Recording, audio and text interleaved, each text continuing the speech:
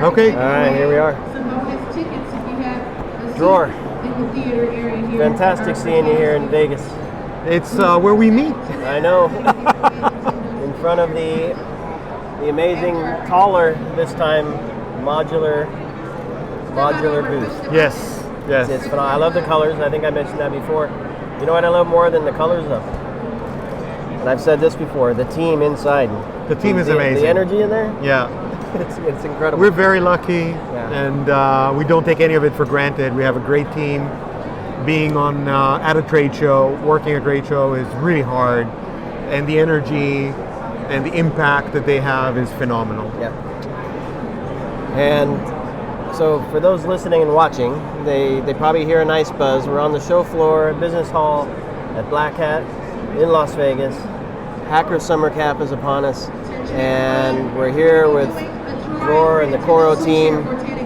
We're going to talk about platforms today. Platforms it is. Right? Yes. Let's do that. I actually, if I may, I'm going to put these on. Definition of a platform. Let's go. It's a fundamental architecture that serves as a foundation or base upon which other applications, processes, and technologies are deployed, managed, run, organized, orchestrated, all that stuff. I think, and we were kind of joking about this table, if this table was built on a platform or a base that was a bunch of sticks loosely put together, Wouldn't work. it wouldn't work. We'd be kind of leaning and falling over on each other. So let's, I'm going to put these away so they're not distracting. Let's talk about platforms. And for those listening and watching, they probably hear this term a lot, right? Every organization they're dealing with has a platform of some sort. Everybody has a platform now. Everybody. Yes. It's amazing. It became the buzzword this year, and we built Coro as a platform and have been a platform for 10 years. And it's kind of funny to see everybody now catching up and trying to pretend to be a platform. But really, you know, I view things a little bit differently. I think that what's happening in the industry is buzzword chasing, a lot of it. So a couple of years ago it was ZTNA, everybody was ZTNA, everybody was Zero Trust. Then it was AI, everybody was doing AI. And now it's platform. So everybody's doing platform. Everybody. An email security provider suddenly is a platform. An endpoint protection company is suddenly a platform. That's not a platform. No. That's integration of stuff that you have, and hopefully it works well together. Yeah. So your definition of a platform? My definition of a platform is an engine that has a set of tools on top of it that works seamlessly together using a single pane of glass, a single endpoint agent for all of them, and of course a single data lake that shares all of the information across all of the different modules. And what we are seeing is folks that are trying to pass their point solution off as a platform and really making the customers creating confusion in the marketplace about platforms. Yeah. And I think, I don't want to say in fairness, but let's be honest. I mean, if you're a large organization, large security company, and you have a bunch of stuff, and you want to make life easier for your customer, you probably want to build something that brings it all together. The problem is, that's yet another something that the customer has to also deploy and manage and maintain, and it probably very loosely connects stuff together. So if you're doing it after the fact, it's kind of... If it wasn't built from the ground up with the thinking of automatic integration, of seamless turning on and off of the modules that are on top of the platform, it's not really a platform. What I call it is an invoice platform. Why? Because you get a single invoice from the vendor with all of the stuff that you bought, and I'm not belittling that. That's a good thing, to be able to consolidate and get a single invoice where you probably can negotiate a better price point if you're buying more stuff from the same vendor. But to use some examples out there, when CrowdStrike says that they're a platform, but their email is Proofpoint, how is that a platform? How is that a platform? Yes, so on the invoice, it's going to be a single invoice from CrowdStrike with their endpoint protection parts and Proofpoint as the email, but it's not a platform. The two tools are not fully integrated. They don't talk to each other. They don't share information. They don't inform each other of the actions that the users are taking.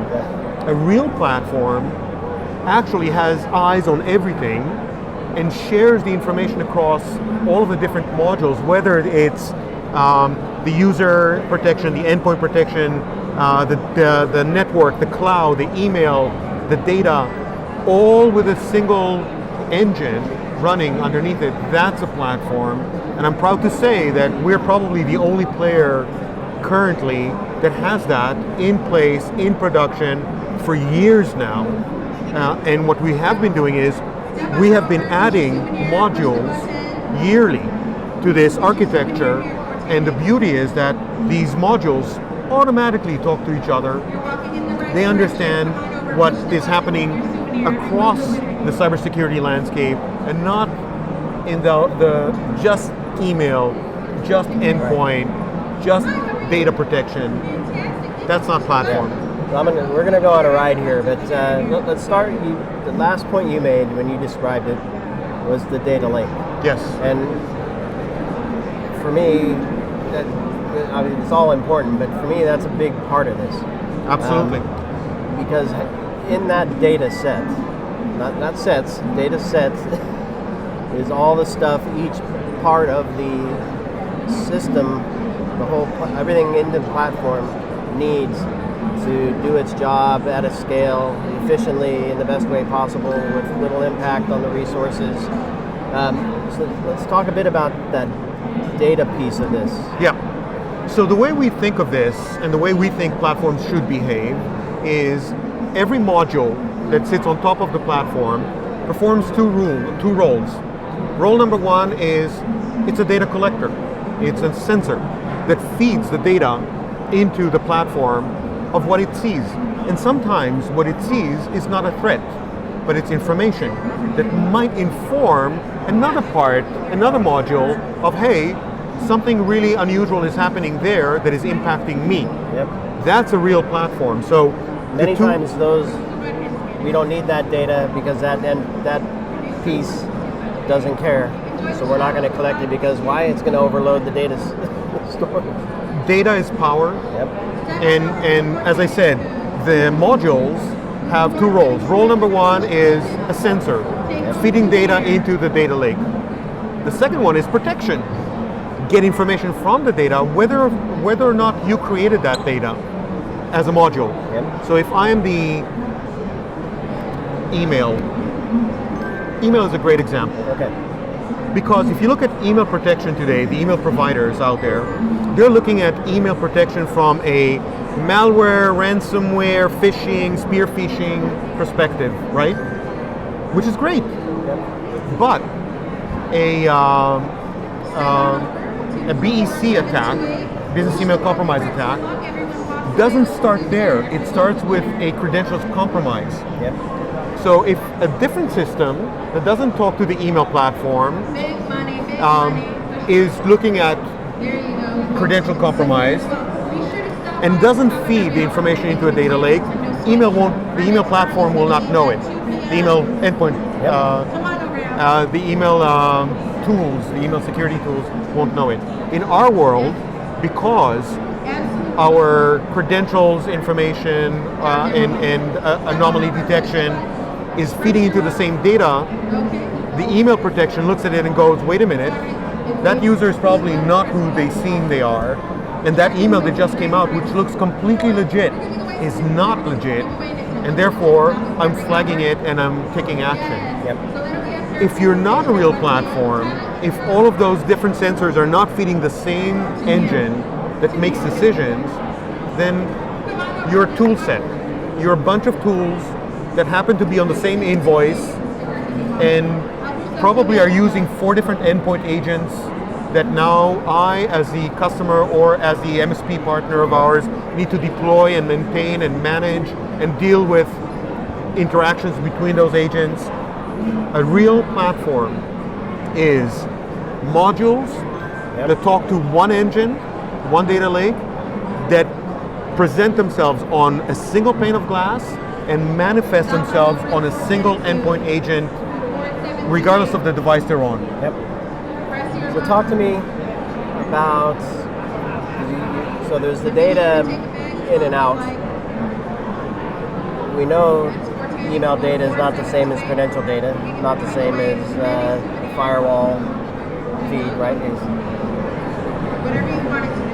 When there's somebody who has a bunch of parts and they're pulling them together and they're trying to get this data from the device, from the sensor or whatever, and then into a place where it can be accessed and retrieved, there's many times a challenge in understanding what's in the data and how to actually make proper use of it. And so in my old world, it was a connector that would take some data and transform it into something else. And in that, you probably lose some context. Or Absolutely. So talk to me a little bit about how you kind of maintain integrity across all of this. So the whole idea is the collection of data happens natively at the sensor. So at our email protection module, or at our endpoint protection module, or at our data governance module, they collect the data and they feed all the data into one very, very large data lake. On top of that, there is an anomaly-based detection platform that is part of the engine that looks at anomalies that are happening.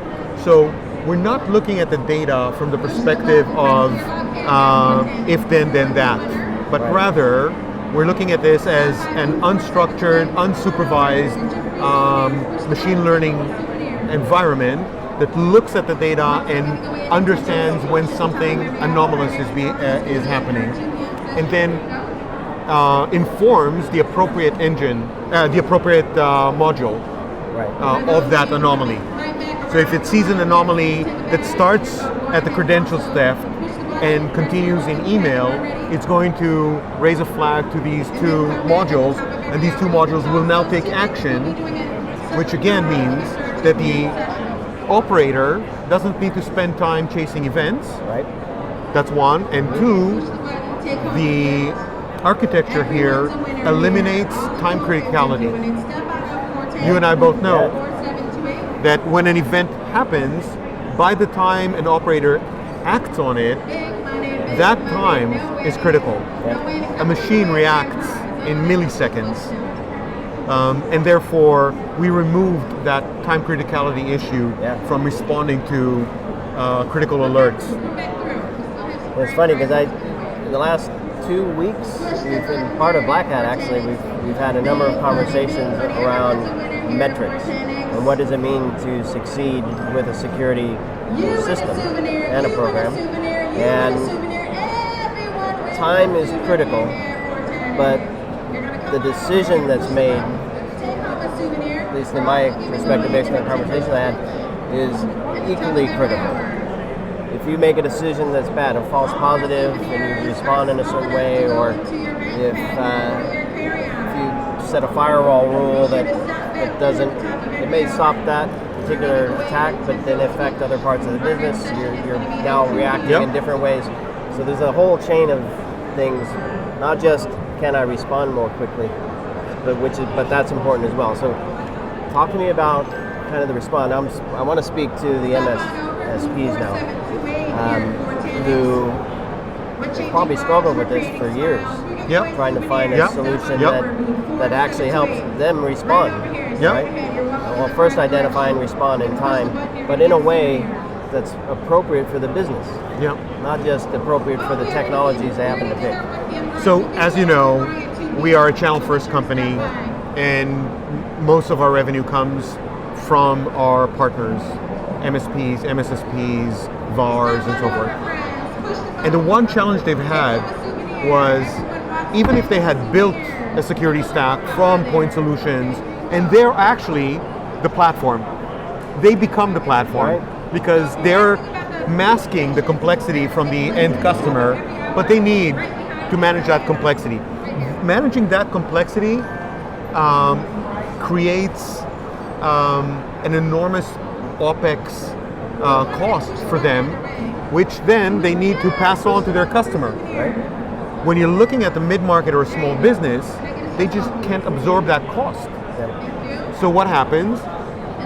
My MSP partner needs to make one of two choices. Either not cater to that huge market, mid-market and small businesses, which are actually the majority of the businesses out there today, or offer them a sliver of the platform they've built, because that's all they can afford. We come to the table and we say, no more. You can actually offer them the entire cybersecurity solution, starting with user, endpoint, network, cloud, email, data, everything in one platform at a price that they can afford because we remove the OpEx cost. Because managing Coro is so much easier and so much less time consuming that your team can now support so many more of these smaller businesses out there without adding to your OpEx. Very different model. So there's OpEx in terms of just getting it all to work together. But also the team cost. The largest cost is actually the team. For an MSP, once they've built the stack, that's sunk cost, right? But then there's the team that needs to operate it. And every customer that you onboard in that complex virtual platform that you created is very, very costly because of the alerts and the operational costs associated with that. But with us being a real platform that does all the work, not all the work, but the vast majority of the event chasing on its own, through very smart automation, it basically means that you don't have that enormous onboarding cost of a new customer. Exactly. And that actually opens the door to a huge revenue stream that you've basically not been able to address effectively and profitably before. So most MSPs shied away from offering a full cybersecurity stack to their customers, to their SMBs and mid-market customers, and we are changing that economic equation. Well, they deserve the same protections, the same SLAs. Absolutely. The same thing. So these guys are the backbone of the economy, the mid-market and small business. And the fact that this entire industry around us has neglected them, has overlooked them, and has been trying to shove enterprise product down their throat is shameful. We're here to right this wrong, basically. I love it. And we're doing it, and our growth is showing that we're doing it in the right way. So let's keep talking to the MSSPs. Sure. Because we're about to wrap here. So I want to leave them with something they can think about. Are there any signals? I mean, I'm sure they all feel the pain.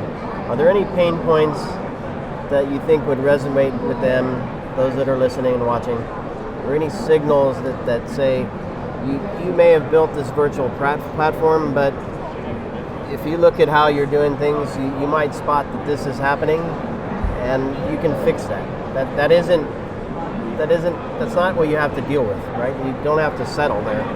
So are any signals or signs or anything you want to share? I think the main signal is when your SMB or mid-market customer comes to you and says, I have this new requirement by either regulation or by cyber insurance or by the supply chain I'm in. Right. Because normally our guys are somewhere in the middle or the bottom of the supply chain, and the folks at the top of the supply chain are now dictating cybersecurity mandates.